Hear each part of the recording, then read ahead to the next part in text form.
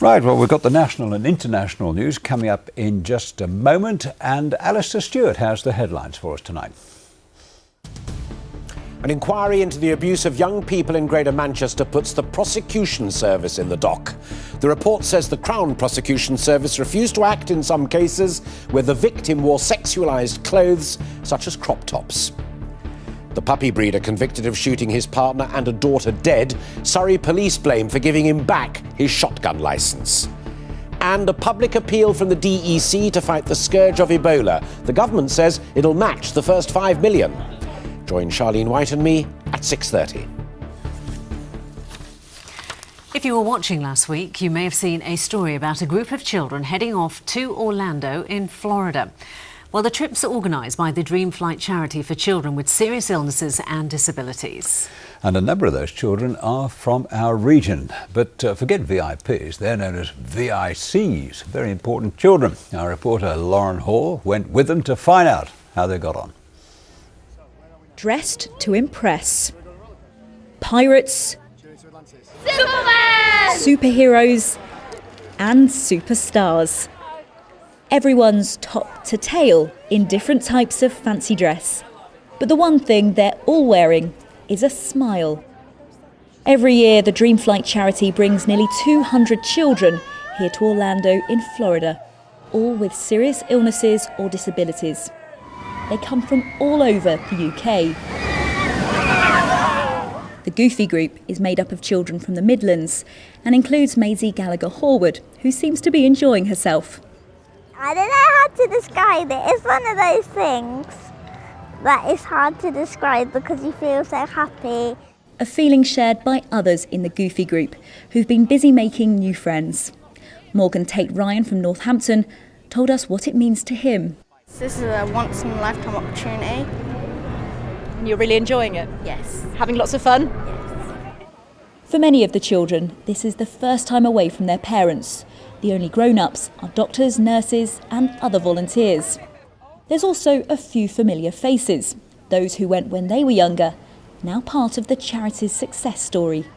Dream Flight really does change lives, not just the children that are on it, but the parents at home, the siblings and everybody that's involved in the charity.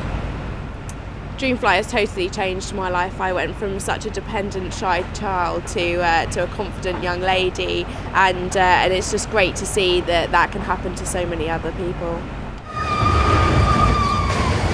After making a splash at the theme parks, there was more of the same at the water parks, where our Goofy group couldn't wait to try out the slides and fast-flowing rapids. And while some dipped their toes in the water, others preferred to keep theirs nice and dry. From the beach to the sea, a trip to SeaWorld also proved popular. Even in the Florida sunshine, you can't avoid sudden downpours. But it hasn't dampened their spirits. Far from it. The difference I notice in these children while we're away is I call them my little rosebuds, and they open up during the week and they come into full blossom. So hopefully when I take them all home 10 days later, I got a full-blown bouquet of flowers. They were soon in full bloom, especially when our Goofies met the Goofy, along with some of his friends. Maisie even got a special hug, but they saved the best till last. Well, there's one more treat for the children. They've been looking forward to it all week. They've literally not stopped talking about it. Today, they've come here to go swimming with dolphins. Well, it was definitely worth the wait, especially for Maisie, who this time wasn't lost for words. Supercalifragilisticexpialidocious. It was everything that I could have imagined and more. For all the children, it's been a truly magical holiday. And even as it comes to an end, there's no doubt they'll stay under its spell for a very long time. Lauren Hall, ITV News. Great to see them having such a good time. You can feel that happiness, can't you? You feel the heat coming back. Yes. Oh no, I was envious about that. But, yes. to be fair, they've almost brought some of that weather back with them, haven't they? Well, it doesn't know what it's doing at the moment, that's for sure, doesn't it? We're not sure, but we can get a proper forecast. And with the details, here is Helen Plint.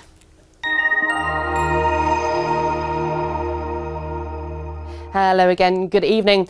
Well, some fairly wet and chilly conditions today, but from tomorrow a marked change. It'll be mostly dry, a fair amount of cloud around still with us, but it's those rising temperatures we have to look forward to. In fact, this was the picture today. You can see they just struggle up into double figures, a good 6 or even 7 degrees cooler than they were yesterday. But as we run the sequence on through the rest of the week, you can see a definite change, and come Friday, hitting 19 or possibly even 20 degrees Celsius in some parts. So some lovely autumnal weather to come by the end of the week. For now though, as I say, plenty of downpours still with us tonight. Some of those will be fairly heavy at times as well as they start to work their way off towards the northeast. So largely dry to start the day tomorrow. Behind them, just a chance of some misty, foggy patches first thing, and plenty of cloud around. So generally a much drier day tomorrow, still holding on to the chance of the odd shower, but plenty of varying cloud, and later on just the chance of some brighter breaks too. And if you do find yourself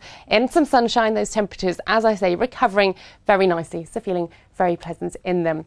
Then come Friday, as I say, some lovely weather to look forward to, long sunny spells and feeling very warm too, before they take a tumble through the weekend with some more mixed conditions on the way. I'll see you later. Bye bye.